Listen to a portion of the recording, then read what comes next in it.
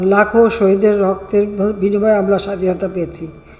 এই শহীদের রক্তের মূল্য আমাদের দিতে হয়েছে। জাতির পিতার হত্যা আমরা বিচার করতে পেরেছি।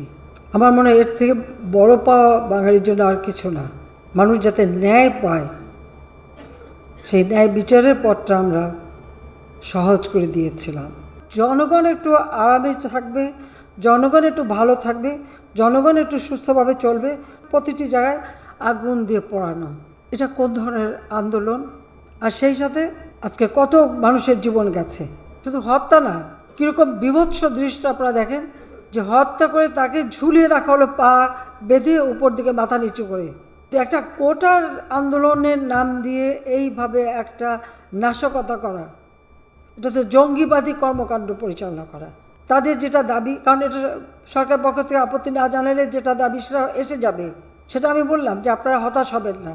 তারপরেও তারা না থেমে, যে আজকে যে সারা বাংলাদেশে এই এতগুলি প্রাণ ঝরে গেল, এ দায় দায়িত্ব কার?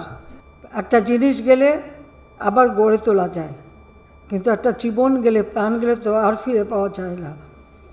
আর যারা আপনজন হারিয়েছে, যে মা তার সন্তান হারিয়েছে, যে সন্তান যার বাবা হারিয়েছে, তাদের কষ্ট আর কেউ না বুঝুক, আমি তো বুঝি। জাতির পিতা আজকে আমাদের মাঝে নেই, কিন্তু তার আদর্শ নিয়েই দেশটাকে গড়ে তুলেছিলাম। কিন্তু সেগুলি আজকে ধ্বংসস্তূপে পরিণত করে এমনকি মানুষের জীবন কেড়ে নিয়েছে। আমি চাই প্রত্যেকটা জিনিসের তদন্ত হোক, কারা এর পিছনে কীভাবে কী ঘটনা ঘটেছে, এবং সেই জন্য আন্তর্জাতিকভাবে জাতিসংঘকে আমি আবেদন করেছি যে তারা তাদের বিশেষজ্ঞ পাঠাক। অন্য কোনো দেশ যদি চায় তারা বিশেষজ্ঞ পাঠাক, কারণ আমি চাই এই ঘটনাগুলির সুষ্ঠু তদন্ত, সে যেই দায়ী থাক তার বিরুদ্ধে ব্যবস্থা নিতে হবে।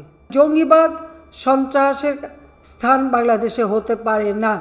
আর এদের মূল শক্তি যে ওই জামাতে ইসলামী এবং শিবির, যারা একেবারে অস্ত্র শস্ত্র ট্রেনিং দিয়ে তারা নামে, এই তাদেরকে আমরা জঙ্গি সংগঠন হিসেবে এদেরকে মোকাবেলা করা এবং মানুষকে রক্ষা করার চেষ্টা সকলকে মিলে করতে হবে। আজকে সারা বিশ্বব্যাপী বাংলাদেশের যে ভাবমূর্তিটা, এই মিথ্যা অপপ্রচার চালিয়ে আর এই সমস্ত জঙ্গিবাদী ঘটনা ঘটিয়ে আজকে সেই মান সম্মান সব নষ্ট করে দিচ্ছে।